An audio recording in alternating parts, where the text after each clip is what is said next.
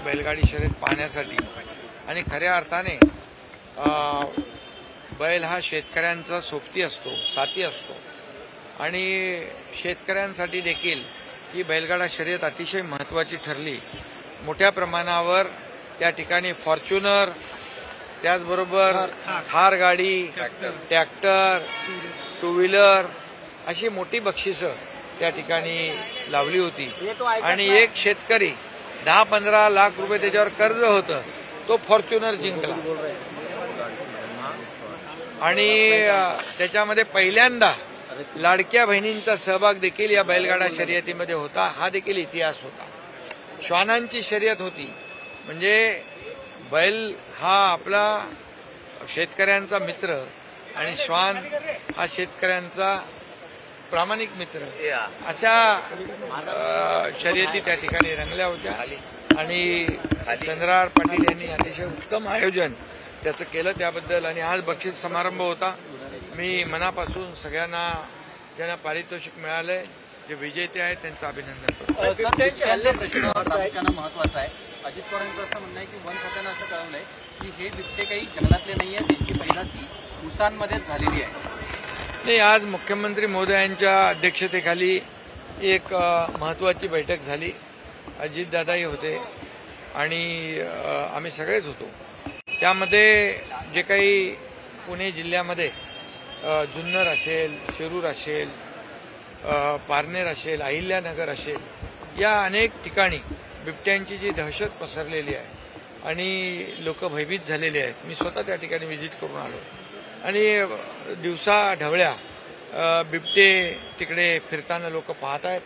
त्यामुळे आजची बैठक अतिशय महत्त्वाची होती आणि त्यामध्ये जो बिबट्या गावठाणाकडे, घराकडे, या ठिकाणी शेतीकडे येतो आणि त्याला तात्काळ जेरबंद करण्याचा निर्णय झालेला आहे। ट्रँग्युलाइज करणं आणि त्याला जेरबंद करणं, यासाठी निवारा केंद्र वाढवणं हाही निर्णय झालेला आहे।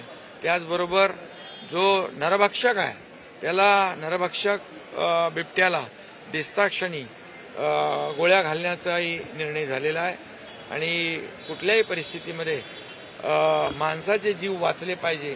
तिथल्या लहान मुलांमध्ये एक भीतीचं वातावरण झालंय, पालकांमध्ये भीतीचं वातावरण निर्माण झालंय आणि म्हणून मोठ्या प्रमाणावर पेट्रोलिंग, पोलीस डिपार्टमेंट आणि फॉरेस्ट अशा प्रकारचे वन खात्याचे टीम आणि पोलीस या सगळ्यांनी गस्त वाढवणे, पेट्रोलिंग करणे, त्याचबरोबर या बिबट्यांचा जो काही वावर आहे तो कमी करणे, अशा प्रकारचे निर्णय त्या ठिकाणी झाले। त्याचबरोबर पिंजरे मोठ्या प्रमाणामध्ये त्या ठिकाणी उपलब्ध करून देणे हे देखील झालंय आणि रेस्क्यू सेंटर जे आहे ते वाढवणं, याच्यावर देखील निर्णय झालेला आहे।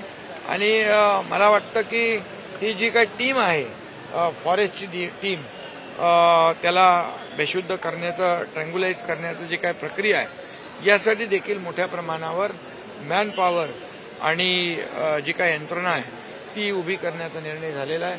आणि त्याचबरोबर बिबट्या शेड्यूल 1 मधून शेड्यूल 2 मध्ये टाकण्यासाठी केंद्र सरकारकडे देखील मागणी करण्याचा निर्णय झालेला आहे, जेणेकरून त्या भागामध्ये बिबट्याची दहशत संपून जाईल आणि त्यांना पूर्णपणे जे काही रेस्क्यू सेंटर आहेत, जे आता तिथं त्याची कॅपॅसिटी कमी आहे, परंतु ती कॅपॅसिटी वाढवणं हे याच्यावर निर्णय झाला आहे आणि त्यासाठी जे जे काही करावं लागेल ते शासन करेल।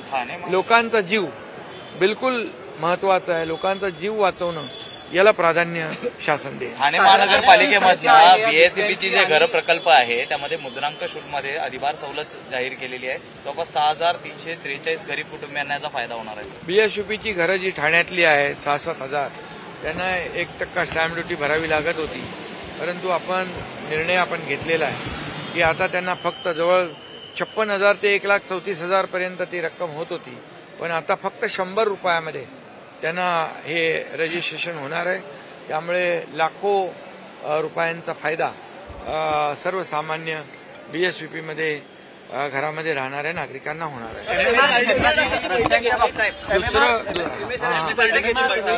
सगळे जे रस्त्यांच्या बाबतीत तुम्ही बैठक घेतलात, अधिकाऱ्यांनाही ब्रिजबाबत नेमका कामाला ह्या गती कशा MMR मधल्या जे काही फ्लायओव्हर आहेत, ROB आहेत, रस्ते आहेत, मग ते BMCचे आहेत, MMRDAचे आहेत, MSRDCचे आहेत, या सर्व जे रस्ते आणि फ्लायओव्हर आहेत, हे फ्लायओव्हर वर जे काही खड्डे आणि पावसामुळे जी काही त्याच्यावर जी काही प्रक्रिया करणं आवश्यक आहे रिसर्फेसिंगची, ही युद्ध पातळीवर रिसर्फेसिंग करण्याच्या सूचना मी दिलेल्या आहेत.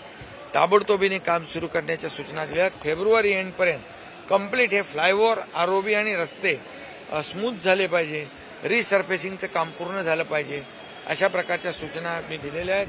आणि त्यामध्ये एक मॉनिटरिंग सिस्टीम, एक कक्ष देखील या ठिकाणी नगर विकास विभागाच्या माध्यमातून याच्यावर देखरेख करेल आणि क्वालिटीचं काम या ठिकाणी होईल आणि लोकांना त्याचा फायदा होईल. बाबा सिद्दीकी प्रकरणातील आरोपी अनमोल बिश्नोईला आणलं जात आहे भारतात.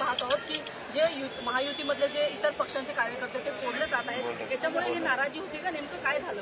नाही, आज मुख्यमंत्री महोदयांच्या बरोबर आमची चर्चा झाली, बैठक झाली आणि त्या बैठकीमध्ये महायुती मजबूत झाली पाहिजे, महायुतीमध्ये कुठेही मतभेद होता कामा नये, महायुतीला कुठेही गालबोट लागू नये आणि म्हणून आम्ही महायुतीने लोकसभा लढलो, महायुतीने विधानसभा लढलो, महायुतीने आपण विधानसभा लँडस्लाईड विक्ट्री यश प्राप्त केलेलं आहे आणि त्यामुळे कुठेही वातावरण या स्थानिक स्वराज्य संस्थांमध्ये बिघडू नये, खराब होऊ नये, अशा प्रकारची भूमिका मुख्यमंत्री महोदय आणि माझी दोघांची आहे. आणि त्यामुळे यामध्ये मुख्यमंत्री महोदयांनी देखील सांगितलेलं आहे की आता जे इंटरनल जे प्रवेश आहेत, शिवसेना भाजप, भाजप शिवसेना किंवा महायुती, हे कुठल्याही परिस्थितीमध्ये घेतले जाऊ नये. प्रत्येकाने आचारसंहितेचं पालन केलं पाहिजे, म्हणजे आपल्या पक्षाची आचारसंहिता.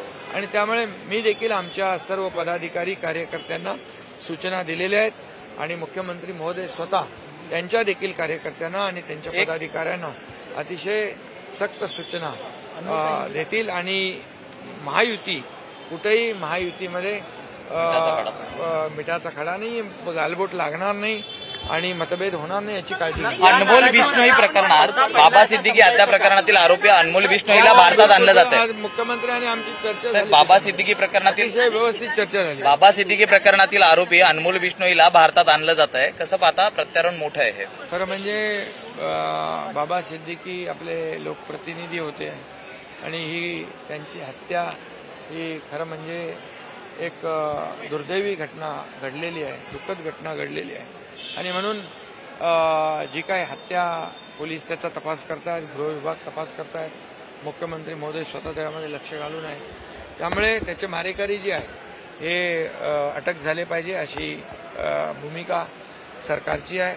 त्यांच्या कुटुंबियांची देखील तीच भावना आहे की ज्यांनी त्यांची हत्या केली आहे त्यांना सजा झाली पाहिजे.